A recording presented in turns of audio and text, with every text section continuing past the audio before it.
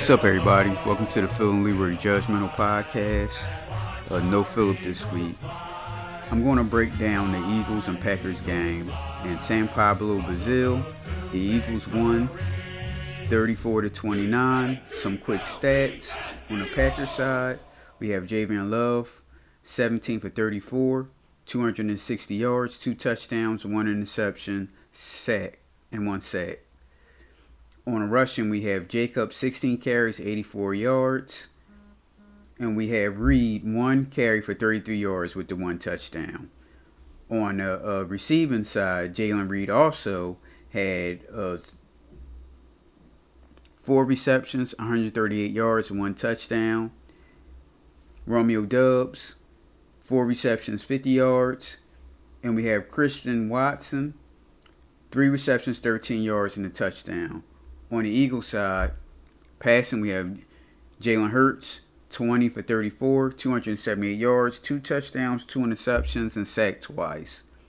Rushing, we have Saquon Barkley, 24 carries, 109 yards, 2 touchdowns. Receiving, we have A.J. Brown, 5 receptions, 119 yards, 1 touchdown. Devontae Smith, 7 receptions, 84 yards. And Saquon Barkley, 2 receptions, 23 yards, and 1 touchdown. This was actually a sloppy performance, especially on Jalen Hurts. Jalen Hurts made a lot of mistakes. The 2 interceptions, he could have had more if the who was that dropped the pass? That it was an interception. He had it in his hands and dropped it. Let me see if I can find the name real quick. Kelson Nixon. I know I messed up his first name, but the ball was right in his hands and he dropped it. So that would have been 3 interceptions right there. But then, wait a minute, because at that next play, if I'm not mistaken, he came back and did that throw across his body in the end zone with the interception. So, it was some bad throws by Jalen Hurts. And I'm not really going to blame him for it. The blame is on Nick Sirianni because I never understood why these starters are not playing preseason games. Because they talked about how Jalen Hurts had no interceptions in training camp. It's training camp. To me, training camp is like light sparring. I mean, you already have a spot. There's no competition for the starting quarterback. You're not in danger of getting cut. So it's like you're just pretty much just going through the motions. In my opinion, I don't know, but you need some real game speed. You need to know how it feels like the people rushing at you and want to get hit and all that type of stuff. And how you gonna know them? You got to figure it out in preseason. So Nick Sirianni also mentioned that he was going to rethink about how the starters are being treated in training camp. So we'll see how that goes. So, the positive note, our defense actually really didn't play that bad at all. I'm going to give a pass on the rushing because I think that the Packers had 160 yards total rushing. Let me see real quick. Yeah, 163 total yards rushing, the Packers.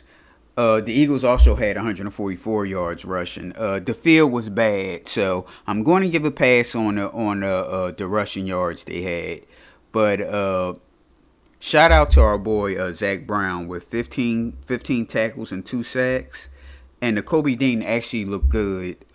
Should have had that interception. Would have made a 14-point. Would have had the Eagles lead by 14 points. That could have iced the game right there for him if Dean caught that interception, and definitely would have been a touchdown. But I'm kind of like on the fence of this season, but you can't really blame them because the starters are not getting any type of play during preseason games. At least get one drive or something. Let them get acclimated to the game speed.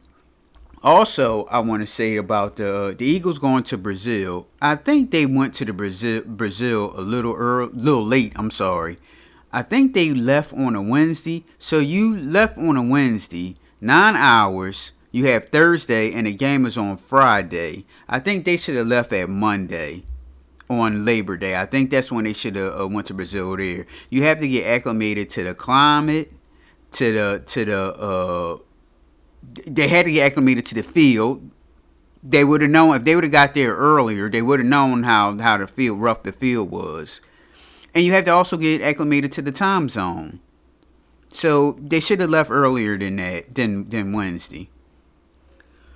So I'm going to go to our third member of the Judgmental Podcast, Jackson Kruger, and we covered Jackson Kruger before, Jackson Kruger Sports on YouTube, and I didn't give his full YouTube address because he has numbers in his name. I thought it was just at Jackson Kruger Sports, but it's at Jackson Kruger Sports, JACKSON KRUEGER Sports SPORTS 7888 on YouTube. He gives a breakdown of the Eagles-Packers game. This is the first time I'm hearing this, so I'm pretty sure both of us are going to have the same opinion. So here we go. So I should probably start this video off by explaining what exactly I'm going to be doing in this video. More or less, just the game had ended, and I had more things I wanted to say about the game. So I figured let's just make a kind of a general thoughts video. We'll see how long this goes. Just going to be, no real. I have nothing planned. Just going to say what the other things that I didn't get to in my videos for the week. But yeah, I mean, there's a lot to get into. We can get into the Jordan Love injury first, because that's a big deal. I don't know how serious it is. I've heard some. It's a MCL sprain. He's out for 3-4 weeks. People say like maybe it's a knee injury. Some people saying the ankle. I thought ankle live, but I'm not a doctor. What do I know?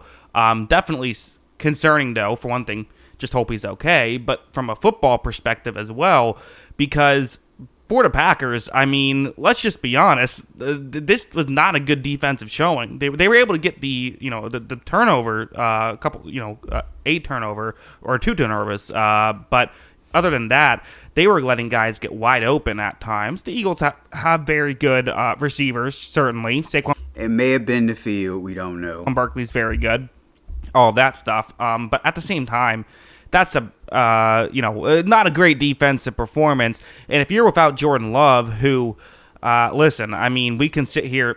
I didn't think Love had his best day. We'll get into it. I didn't think Love played particularly great, but I'd much rather have him than Malik Willis. So if the Packers are going to be without Love for an extended period of time, it could quite frankly open up another playoff spot in the NFC, because I think most people thought the Packers are a playoff team.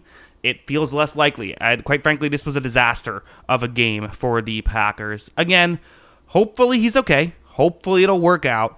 But even if he's out for a month, I mean, could the Packers, stay afloat in this situation? The Packers have kind of an underrated story is they haven't really done a great job at the backup quarterback position. Malik Willis just got there, and he's the backup. They just traded. He played the preseason for the Titans. So, I mean, this was like his first week with the team and didn't look great in that Hail Mary attempt either. So they really need Jordan Love back. They do.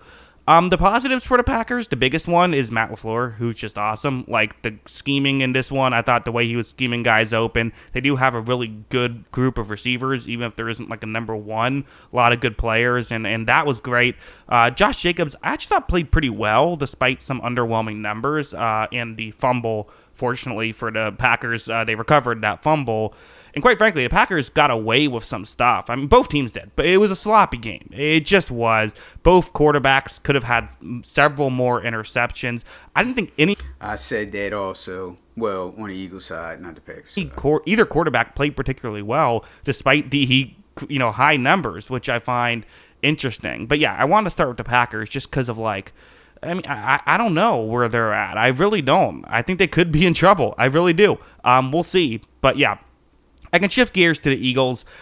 The Eagles, okay, you're much happier than the Packers, right? For one thing, you got out of there with a win. You can blame some of the issues on the bad grass, if you want to. At the same time, though, I still think there's things you look at and say, I don't know if this is great. For whatever reason, the commentators kept talking about how great these defenses are. I don't know what game they were watching. These defenses played poorly. This was a bad defensive performance by both teams. And if it wasn't for the grace of a lot of missed Jordan Love throws, some dropped passes, this could have been significantly worse for the Eagles. So definitely not what they were going for defensively with kind of a new look defense, a new look secondary. You were hoping for more than this. You just were. And there was too many guys getting open. I still think the linebacking room is an issue. Maybe if Devin White comes back, that could fix some things. It's worth a shot. But I don't know how confident I feel. There were reports Devin White didn't even I thought the linebackers played well.